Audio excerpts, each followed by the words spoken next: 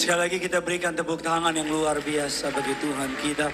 Terpujilah namamu Tuhan, kekal sampai selama-lamanya. Terima kasih untuk setiap jemaat Tuhan yang hadir, baik yang ada di Gading Nias ataupun mereka menyaksikan secara streaming. Kami hamba-Mu berdoa, berkati agar persekutuan ibadah pada hari ini tidak menjadi sia-sia. Apapun yang mereka dengar, apapun yang mereka terima, memberkati kehidupan mereka, mengubahkan hidup mereka, menambahkan iman sukacita dalam kehidupan setiap kami. Terima kasih atas pemakaian-Mu, atas tim pujian penyembahan. Bagi juga hamba-Mu pada siang sore hari ini untuk boleh menjadi saluran berkat. Urapi dengan pengurapan yang baru, minyak yang baru tercurah atas pelayanannya. Lidah bibir perkataannya ada tanda kuasa dan mukjizat. Siapapun yang menyaksikan datang beribadah di tempat ini, setiap mereka pasti diberkati Tuhan. Kami mengikat, mematahkan, menghancurkan setiap kubu pertahanan yang dibangun oleh keangkuhan manusia untuk menentang pengenalan akan nama Yesus. Kami patahkan kuasanya. Allah Roh Kudus, Engkau disambut di tengah-tengah kami. Sederhanakan firman-Mu, pakai juga hamba-Mu untuk boleh menjadi berkat di tempat ini. Di dalam nama Tuhan Yesus, setiap kita yang siap diberkati firman Tuhan, Tiberias, Gading Nias yang di rumah dan yang di gereja, sama-sama dengan bangga kita katakan amin. Kita berikan kemuliaan, tepuk tangan bagi Tuhan kita. Silakan duduk kembali saudara. Terpujilah nama Tuhan yang telah mengumpulkan saudara dan saya dalam ibadah pada siang sore hari ini. Terimalah salam dari mimbar ini. Shalom Tiberias. Bisa lebih semangat lagi belum semuanya? Lantai 3, lantai 4. Terimalah salam dari mimbar ini. Shalom Tiberias. Apa kabar semuanya saudara? Tuhan Yesus itu baik, amin. Saya belum melihat tangan-tangan yang bangga punya Tuhan Yesus bisa lambaikan tangan saudara. Kalau saudara tidak keberatan, kasih salam kiri kanan saudara. Bilang sama orang tersebut, saya senang duduk di samping kamu. Ayo bilang saudara, ayo saudara ya. Jangan lihat saya saudara, salam kiri kanan saudara ya. Puji Tuhan. Mari sama-sama keluarkan pulpen saudara, keluarkan catatan saudara. Kita akan belajar sebuah kebenaran firman Tuhan yang saya percaya pasti akan memberkati saudara. Tema khotbah pada siang hari ini bisa tolong ditampilkan di layar. Penyertaan Tuhan dalam lembah kekelaman. Apa tema khotbahnya saudara? Penyertaan Tuhan dalam lembah kekelaman. Hanya karena kita menerima panggilan dari Tuhan, hanya karena kita menerima Tuhan Yesus sebagai Tuhan dan Juru Selamat, hanya karena kita menjadi orang Kristen, bukan berarti hidup ini bebas dari masalah. Kita ngomong apa adanya saudara. Ketika kita sungguh-sungguh ikut Yesus, seringkali justru kelihatannya, nampaknya masalah semakin banyak. Betul apa tidak? Bahwa hidup ini ikut Tuhan, terima Yesus, tidak menjadikan Yesus sebagai asuransi bebas dari masalah. Terima Yesus bukan berarti saudara nggak akan mengalami masalah. Tetapi saya percaya masalah dapat dipakai oleh Tuhan untuk kemuliaan bagi namanya. Yang percaya boleh kasih sekali lagi dong tepuk tangan buat Tuhan kita. Mari sama-sama kita buka firman Tuhan, Yesaya 45. Ayatnya yang ketiga. Yang sudah di sana sama-sama dengan saya katakan, saya pasti diberkati. Yuk sama-sama kita baca 3, 2, 1. Ya, aku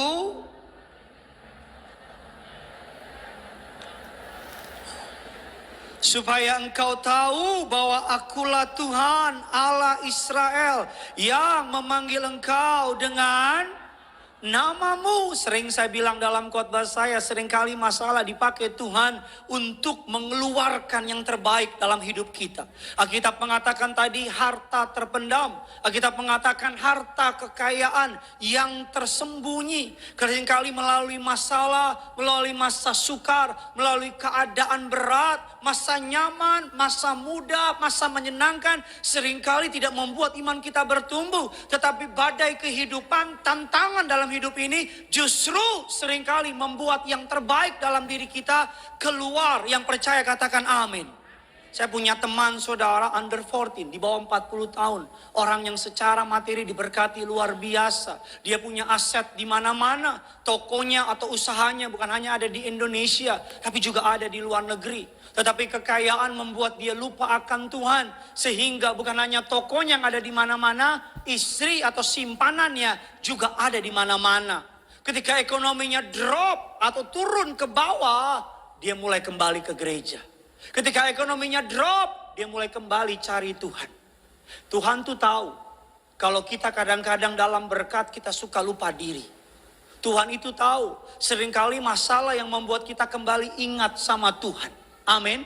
Seringkali hanya masa sukar yang membuat kita kembali mengandalkan Tuhan. Tadi Ibu Gembala sidang berkhotbah, duka cita ilahi. Walaupun hari ini kita nggak ngerti, hari ini kita nggak paham, tetapi duka cita yang datang dari Tuhan akan memberkati hidup kita. Yang percaya katakan amin. 1 Raja-Raja 8 ayat yang ke-12. Saya terlalu percaya saudara pasti diberkati. 1 Raja-Raja 8 ayat yang ke-12. Sama-sama yuk kita baca. 3, 2, 1, ya. Pada waktu itu Tuhan telah menetapkan, tetapi ia memutuskan untuk diam. Kabar baiknya ketika kita melewati lembah kekelaman, kabar baiknya kita tidak pernah sendirian. Katakan amin. Walaupun saudara secara perasaan merasa sendirian, faktanya, kebenarannya kita tidak pernah sendirian. Tuhan menyertai kita di lembah kekelaman. Amin saudara.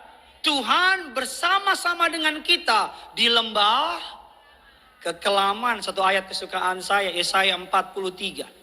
Ayatnya yang kedua. Yuk sama-sama kita baca. 3, 2, 1, ya. Apabila atau melalui, engkau tidak akan. Apabila engkau berjalan melalui, engkau tidak akan. Dan nyala api tidak akan. Allah gak pernah janji ikut Tuhan bebas dari masalah. Allah gak pernah janji ikut Tuhan gak akan ada tantangan. Allah gak pernah janji ikut Tuhan saudara gak akan mengalami dapur perapian. Tetapi Allah berjanji kalau saudara ikut Tuhan, dapur perapian gak akan bakar saudara. Allah gak pernah janji gak akan ada orang yang fitnah saudara. Tapi Allah janji kalau ada orang yang fitnah saudara, dia akan menjadi pembela saudara dan saya. Allah gak pernah janji saudara gak akan mengalami sakit penyakit. Tapi Allah berjanji kalau ada sakit penyakit di tubuhmu, bilur-bilurnya akan menyembuhkan saudara. Kadang-kadang Tuhan gak stop masalah kita. Kadang-kadang Tuhan izinkan kita menghadapi masalah. Karena di tengah masalah, dia tolong, dia bela, dia angkat kita. Amin saudara. Allah nggak stop Sadrak, Mesak, Abednego masuk dapur perapian. Saya percaya mereka pasti berteriak, Tuhan jangan masukkan saya ke sana. Tapi saya percaya Tuhan izinkan mereka masuk ke dapur perapian. Api di dalam tersebut tidak menghanguskan mereka. Tuhan tidak menghentikan Daniel dilempar ke gua singa. Karena Tuhan tahu gua singa, ketika Daniel dilempar ke gua singa, singanya dibikin tidur. Cuman dua kemungkinan. Kalau saudara berdoa masalah, Tuhan jangan kasih, jangan kasih. Kalau Tuhan kasih, masalah gak datang sama saudara, puji Tuhan. Tapi kalau masalah tersebut tetap Tuhan izinkan terjadi, punya iman. Di tengah masalah saudara, Allah akan menunjukkan kuasanya. Kasih kemuliaan dulu bagi Tuhan kita. Mengapa saya khotbah ini? Berangkat dari pengalaman saya seminggu ini. Saya baru kembali dari Surabaya. Enggak nanya, saya kasih tahu. Saya baru kembali dari Surabaya. Kemarin yang dibaptis 167 orang dibaptis jadi warga surga. Kasih tepuk tangan dulu bagi Tuhan kita. Ketika lagi di kolam baptisan, saya lihat HP saya, istri saya WA saya. Beb, lihat DM. Ada anak muda DM kamu. Saya kira DM-nya I love you atau gimana gitu. Terus saya lihat DM-nya, ada seorang anak muda yang mau bunuh diri. Saya bilang sama istri saya, Beb, aku lagi pelayanan di kolam baptisan. Tolong layanin dulu. Selesai dari pelayanan, saya telepon dan saya layani. Saudara, anak muda ini sudah 5 kali mau bunuh diri. Bukan mau, sudah mencoba 5 kali untuk bunuh diri. Tapi dia bilang, kok nggak mati-mati? Mungkin saudara menganggapnya sebagai hal yang lucu, tapi ini menjadi kegelisahan buat saya sama istri saya. Dia udah minum baygon, hampir mati, keluarganya tahu, diselamatin. Dia udah menggoles nadinya, dia cari nadi yang besar, berdarah doang, dia tungguin, gak mati-mati. Dia tanya sama saya, Pak Pendeta, bunuh diri nuhuk dosa apa enggak? Bunuh diri ke neraka apa enggak? Saya bilang bunuh diri one way ticket ke neraka. Nggak pakai transit. Bunuh diri adalah sebuah tindakan, mohon maaf, jangan salah paham sama perkataan saya. Bukan saya nggak berempati sama masalah saudara. Bunuh diri adalah sebuah tindakan menyelesaikan masalah yang sementara dengan jalan keluar yang selamanya. Masalah saudara sementara apa selamanya? Miskin selamanya apa sementara? Sakit penyakit selamanya apa sementara? Kalau saudara bunuh diri dengan cara yang kekal. Dan saya layani dia, saya jadi berpikir. Saya diskusi sama istri dan ngobrol dalam doa saya sama Tuhan. Apakah generasi sekarang, yang generasi Z ini, yang penetrasinya sama sosial media, sama teknologi udah begitu tajam. Apakah generasi sekarang yang mentalnya terlalu lemah, atau masalahnya terlalu kuat? Apakah generasi sekarang yang mentalnya terlalu lemah, atau memang masalahnya terlalu kuat? Masalahnya terlalu besar. Karena saya pernah ketemu in other side, di cerita yang lain, ada seorang ibu-ibu, suaminya tinggalin dia, anaknya ketabrak mobil, kritis di rumah sakit, ekonominya drop, rumahnya diambil oleh bank, tapi nggak pernah kepikiran bunuh diri.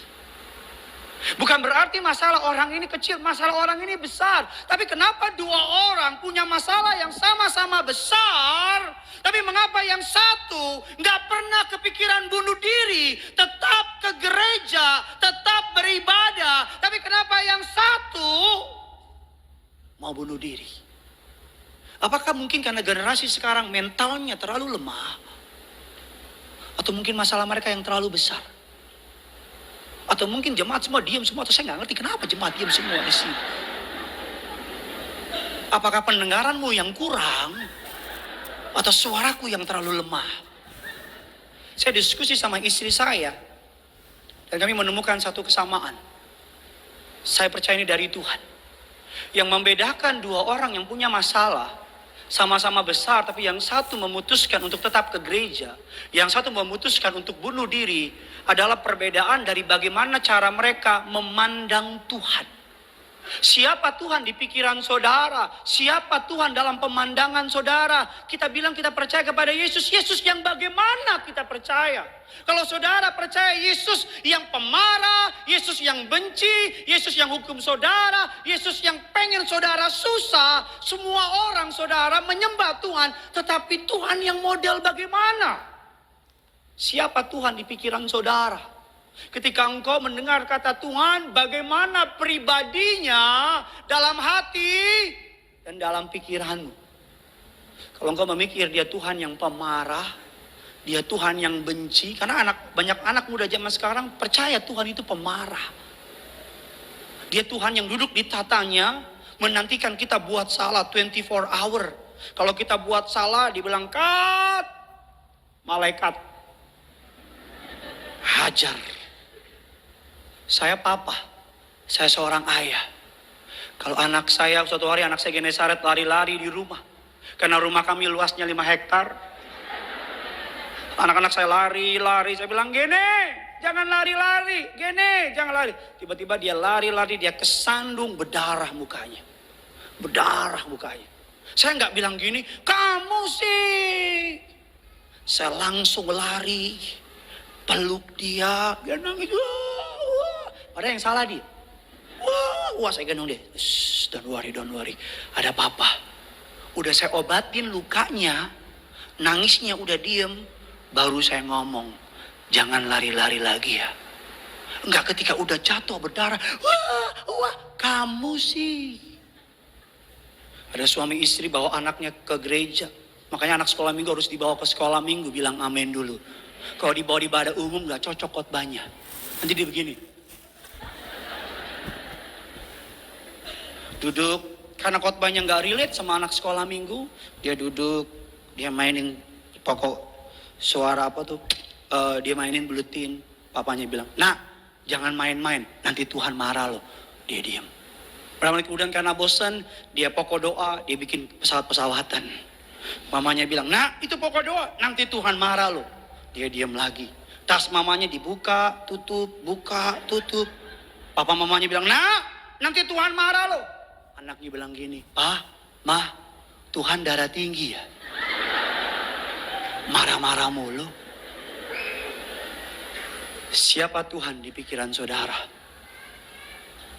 Apakah dia Tuhan yang pemarah? Apakah dia Tuhan yang penuh dengan hukuman?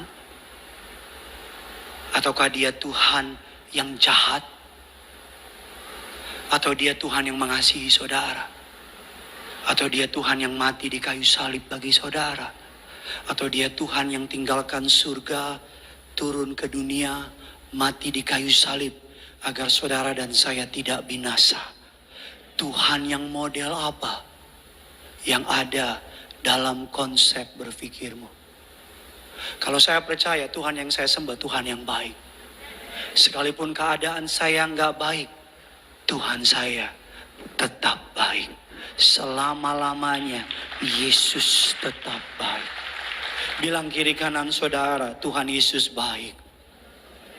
Kita akan masuk dalam inti khotbah saya. Saya berdoa, kalau saudara ingin bunuh diri, cari pertolongan. Hubungi pendeta saudara, hubungi kakak rohani saudara. Kalau saudara ingin menyerah sama hidup ini, cari pertolongan. Kita nggak pernah didesain sendirian, katakan amin. Saudara tidak pernah sendirian, saudara berharga.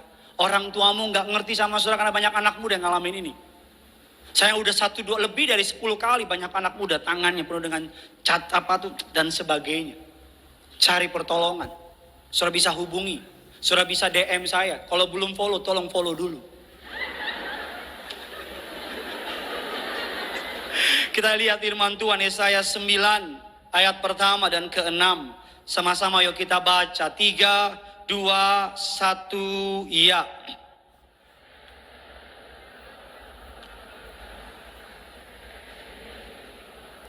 Atasnya terang telah bersinar. Ayat yang ke-6, kasih keras suaramu sebab telah lahir untuk kita seorang putra, telah diberikan untuk kita lambang pemerintahan ada di atas baunya, dan namanya disebut orang apa?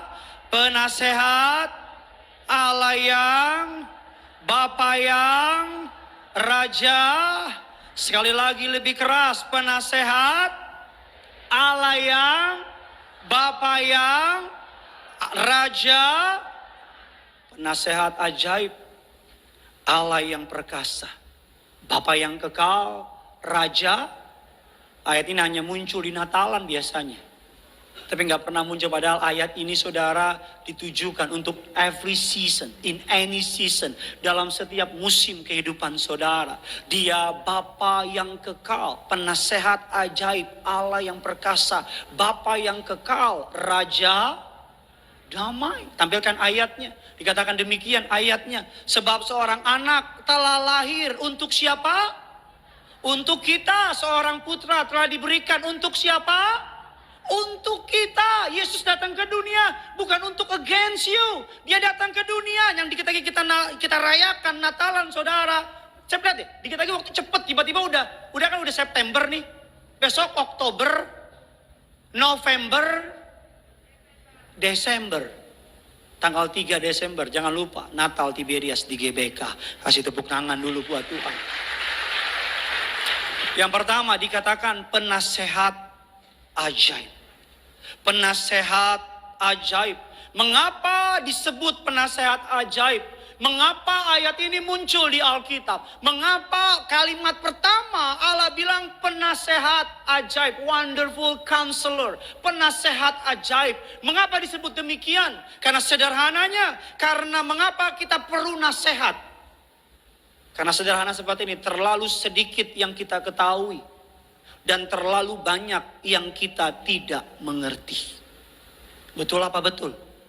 Terlalu sedikit yang kita ketahui, terlalu banyak yang kita tidak Mengerti. Tadi siang saya baca berita, istri saya WA saya, "Beb, Xi Jinping ditangkap, Beb." Tahu Xi Jinping nggak? Itu presiden RRC, teman baik saya. Xi Jinping, saya nggak tahu lah, Xi Jinping. Tahu kan Xi Jinping, presiden Republik Rakyat China? Sudah suka politiknya sih. Minimal tahu gitu loh. Dia ditangkap tahanan rumah.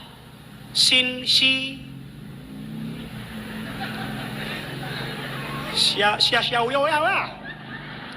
nggak tahu lah gue namanya. Xi Jinping. Pokoknya presiden Amerika.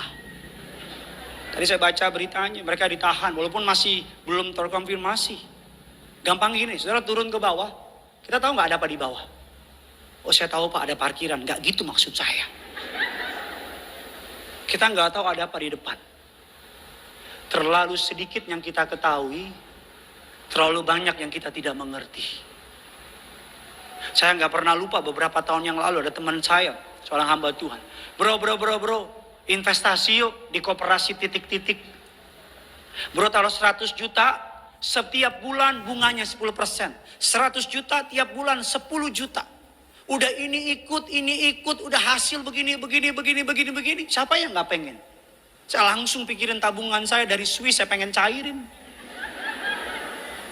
Di Swiss saya pengen taruh untuk taruh, tapi saya lagi di Manado. Di pesawat saya doa sama Tuhan. Saya bilang, Tuhan, kalau dari Tuhan saya tolak dusta, tolak tipu. Kalau dari Tuhan saya akan taruh sampai di Jakarta, ada damai sejahtera, saya ke bank, saya transfer duitnya. Tapi kalau bukan dari Tuhan, sampai di Jakarta bikin saya lupa, bikin saya nggak ingat, pokoknya saya lupa, sampai sekali lupa. Sampai di Jakarta saya benar-benar lupa, seminggu lupa, 2 minggu lupa, 3 minggu lupa, 1 bulan, 2 bulan lupa. Ingatnya kapan?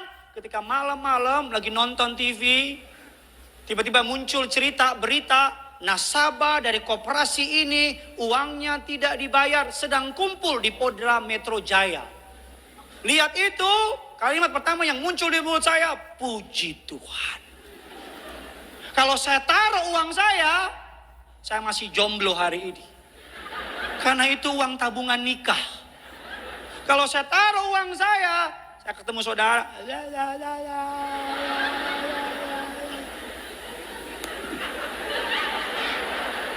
Ya, istri saya punya teman, taruh di sebuah koperasi yang terkenal itu, yang Indo itu, ya, Indomie dan Indomie yang lain itu, 10 miliar. Uangnya masuk, sebulan dibayar, 2 bulan dibayar, 3 bulan dibayar, berapa bulan kemudian nggak dibayar. 10 M-nya nggak balik. 10 M itu gede loh. Beli kue tiaw siram, ini kita hanyut semua loh. Banjir badang kue tiaw siram di Kelapa Gading. 10 M itu gede apa kecil? Gede. Di Surabaya ada pengusaha udang, punya anak satu-satunya perempuan, dideketin sama bule. Kan orang Indonesia gitu, kalau bule dikit gatel langsung. Bulenya dari Eropa lagi, Itali. Americano, espresso, cappuccino. No. Mamanya pendoa syafaat. Saya nggak kurang-kurangin. Mamanya doa sama Tuhan. Kalau memang dia dari Tuhan, Tuhan tolong tunjukkan. Makanya saya kalau habis beres perjamuan suka doa begini. Kami tolak hubungan yang salah, orang yang salah, bisnis yang salah. Apapun yang bukan dari Tuhan, kami patahkan kuasanya. Doa seperti itu. Tiap hari. Orang yang salah, hubungan yang salah, pekerjaan yang salah, bisnis yang salah, kami patahkan kuasanya. Karena saya percaya Tuhan gak mau kita rugi. Saya percaya Tuhan gak mau kita sakit. That's why dia disebut sebagai penasehat ajaib. Nanti saudara baca di rumah firmannya 2 Timotius 3, 15, 17. Nanti baca di rumah. Kita lihat lagi berikut. Dia katakan yang kedua, dia dikatakan wonderful counselor, penasehat ajaib. Yang kedua disebut sebagai mighty God, Allah yang Perkasa, sama-sama bilang sama saya, Allah saya perkasa. Bilang kiri kanan saudara, Yesusmu perkasa. Saudara, kita lihat Yohanes 1 ayat yang ke-12. Sama-sama kita baca. 3, 2, 1, ya.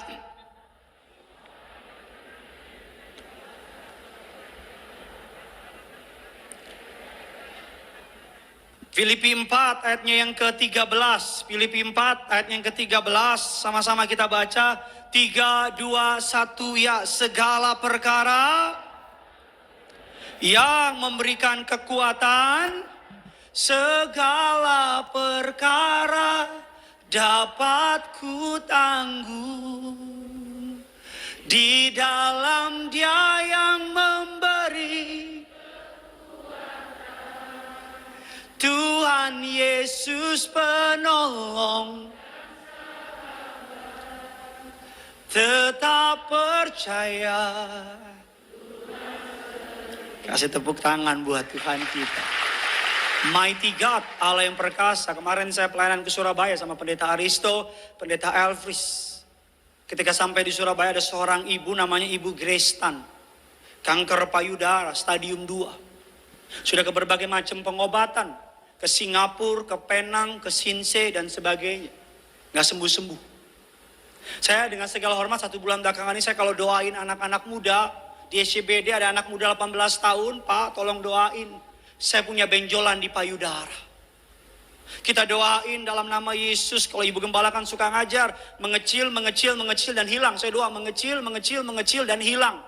Minggu depan orang itu muncul lagi. Dia bilang, Pak, saya bilang gimana? Pak, makin gede Pak, perih lagi. Kan ada 2 tipe doa. Tipe doa yang pertama dijawab secara langsung. Itu tipe kesukaan kita kan. Kita tuh pengen kan kalau kita doa langsung dijawab. Betul apa tidak? Misalnya Tuhan, saya pengen punya rumah pribadi. Ketika amin, langit terbuka, rumah turun. Haleluya. Gitu. Benar gak saudara? Kita senang yang doa kayak gitu kan? Atau kita bilang, Tuhan, aku ingin pasangan hidup. Ketika amin, tiba-tiba melek ada cowok. Hai, aku dari Tuhan. Tapi kenyataannya, Tuhan ada kalanya Tuhan jawab instan. Tapi ada kalanya dia jawab dengan proses. Saya tanya, gimana dek? Pak tambah gede, sakit lagi. Itu kan butuh iman. Yang doain butuh iman. Yang didoain juga perlu. Kalau saya nggak punya iman gimana? Aduh gimana ya, mana Pak Pariaji udah bersama Tuhan Yesus di surga. Gimana nih? Walaupun Pak Pariaji udah di surga, Tiberias gereja kuasa. Tiberias gereja mukjizat. Kuasanya, mukjizatnya nggak pernah stop, katakan amin. Legasinya tetap hidup, katakan amin dulu. Minggu pertama saya doain, minggu kedua saya doain. Saya bilang ambil kertas kasah, kasih minyak urapan, taruh, doain. Keempat, kelima, keenam, berapa bulan, datang lagi, tiap minggu datang. Sampai dia nggak usah ngomong, saya udah tahu. Saya cuma tanya, gimana? Masih ada Pak. Dan terakhir datang, saya tanya, gimana? Puji Tuhan Pak, tadi pagi saya rabah, nggak ada sama sekali. Ibu Grace Tan ini, saudara, didoain sama mendiang Pendeta Pariaji. Didoain. Dia pergi ke Penang, cek apa tuh yang namanya itu, masuk ke dalam itu. MRI, ya. Tadi saya di cabang lain bilang MRT.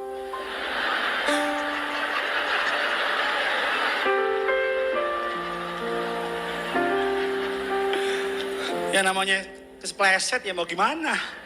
Jemaatnya amin lagi, amin, amin. Mau kemana ke harmoni ngana? Tuhan Yesus tolong. Jadi ini serius nih, serius. Dia masuk ke situ jam 9. Saya boleh tanya Pendeta Aristo, Kak Aito. Saya boleh tanya sama Pendeta Elvis, karena kita sama-sama dengar. Saudara, dia masuk ke PET scan atau MRI itu, saudara masuk. Jam 9 dia masuk, jam 4 baru keluar. Karena ketika masuk mesinnya rusak. Mesin masuk rusak. 3 kali rusak mesinnya. Nggak masuk-masuk. Ini Penang loh. Bukan streaming, bahaya.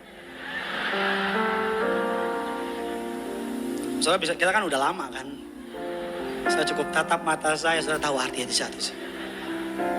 Dokternya bilang begini, Bu nggak pernah kayak begini Bu. Biasanya kalau PET scan atau MRI 35 menit, 45 menit. Ibu doa dulu deh. Dia doa, Roh Kudus ingetin dia. Kamu udah pernah didoain sama Pak Pariaji. Kamu harus punya iman, kamu sembuh. Dia bilang gini, ya Tuhan, saya masuk ke dalam situ cuma mau pastiin tumor atau kanker payudara saya udah gak ada. Setelah doa dia masuk. Dia selalu ikut perjamuan kudus jam 10 ikut Ibu Gembala sidang. Selalu ikut perjamuan kudus, selalu gak pernah stop. Kita pas lagi makan sama dia di jamu, di restoran seafood, kepiting yang gede-gede. Ayo Pak makan Pak, jangan takut kolesterol Pak, yang ada minyak anggur tidak dirusakkan Pak. Saya bilang nih, ini siapa pendeta, siapa nih saya bilang. Masuk di MRI itu, masuk dari situ, keluar Kelapa Gading. Maaf. Ini pendetamu, terimalah apa adanya. Masuk, hasilnya keluar. Ini di streaming, direkam, semua orang bisa dengar. Kanker payudaranya tidak diketemukan sama sekali. Bersih. Saudara tuh di Tiberias. Lagi-lagi konsep berpikir. Siapa Tuhan di pikiran saudara? Siapa Yesus di otak saudara? Saya sih percaya dia dahsyat. Ketika saudara memandang minyak urapan, bagaimana pemikiranmu? Kalau kau bilang, ya gak ada apa-apanya, gak ada kuasa. Tapi kalau saudara punya iman, ayatnya banyak di Alkitab, didoakan dengan nama Yesus lagi. Saudara memandang perjamuan kudus, kalau orang memandangnya sebagai lambang, kita orang percaya memandangnya bukan lambang. Ini adalah benar-benar darah Yesus. Allah yang perkasa. Istri saya juga ada benjolan di payudaranya. Mama istri saya, dia survivor cancer. Ketika muncul benjolan, kami ke dokter. Dokter bilang harus biopsi. Karena mamanya survivor cancer. Kemungkinan lebih besar dan sebagainya. Keluar dari rumah sakit, saya tahu istri saya khawatir. Terus saya bilang sama dia, Beb, don't worry. Aku punya iman. Oleh anugerahnya. Apalagi kita ada di gereja kuasa. Tiap hari olesin. Atas anugerah Allah. Sampai detik ini, pemeliharaan Allah nyata dalam hidup keluarga kami, saudara. Percaya, masih ada mukjizat sampai hari ini. Berikutnya dikatakan dia Allah, Bapa yang kekal, Raja damai, Bapa yang kekal. Kita mengatakan Wahyu 1:18, 1:8 dikatakan dia adalah Alfa Omega. Wahyu 2, Wahyu 21, 6 dan 7 dia adalah Alfa Omega. Dalam perjanjian baru Wahyu 1 ayat yang ke-8, Alfa Omega menggunakan huruf Yunani. Alfa menggunakan abjad pertama dalam Yunani. Omega menggunakan huruf terakhir dalam abjad Yunani. Jadi artinya apa? Dia yang awal, dia tak berawal dan tak berakhir. Kita manusia di bawah waktu, tapi Tuhan di atas waktu. Maksudnya apa? Dia Bapa yang kekal. Sederhana begini. Kita kalau nonton bioskop, kalau kita belum tahu endingnya, deg-degan gak? Deg-degan. Aduh. Tapi kalau udah tahu endingnya, berikutnya nonton ulang lagi sama istri bilang, Pak mau dibunuh jagoannya Pak. Kita bilang, nggak akan sayang. Kok Papa tahu? Roh Kudus ngomong sama saya. Padahal lo udah tahu. Tuhan di surga, dia tahu ending hidup kita. Selama imanmu terpaut sama Yesus, selama engkau menjadikan Yesus sebagai Tuhan dan Juru Selamat, selama engkau hidup dalam pertobatan, Selama engkau mengandalkan Tuhan, endingmu sudah dipastikan. Akhir hidupmu sudah dipastikan. Alkitab berkata dengan tegas, orang yang menaruh harapannya sama Tuhan, endingnya tidak akan pernah dipermalukan. Orang yang menaruh percaya sama Yesus, endingnya Tuhan akan angkat tinggi melebihi tantangan rintangan yang dia hadapi. Everlasting Father yang terakhir, Prince of Peace, Raja Damai. Raja Damai. Damai itu mahal apa murah? Mahal. Damai itu mahal, Pak. Saudara boleh punya uang banyak, tapi kalau malam hari engkau stres mikirin masalahmu, itu yang saya beri nama uangmu gak bisa beli damaimu. Saudara boleh orang punya jabatan, punya posisi. Saudara boleh orang yang punya follower banyak di sosial media saudara. Tapi kalau tengah malam engkau lihat hidupmu, engkau ketakutan, kekhawatir, saya mau bilang sama saudara, damai itu mahal. Damai itu apa? Mahal. Kalau saudara tiap malam susah tidur, minta damainya. Kadang orang-orang susah tidur bukan karena susah tidur, tapi pikirannya tuh.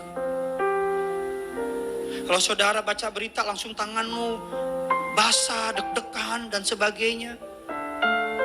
Kemarin di Surabaya ada seorang anak muda, asal dengar kalimat orang meninggal langsung ketakutan, deg-degan, stres dan sebagainya.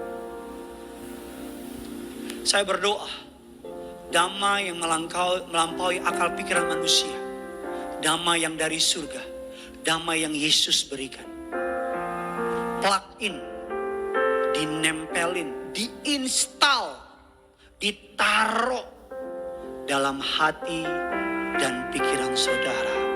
Damai yang membuat Yesus tertidur di tengah badai.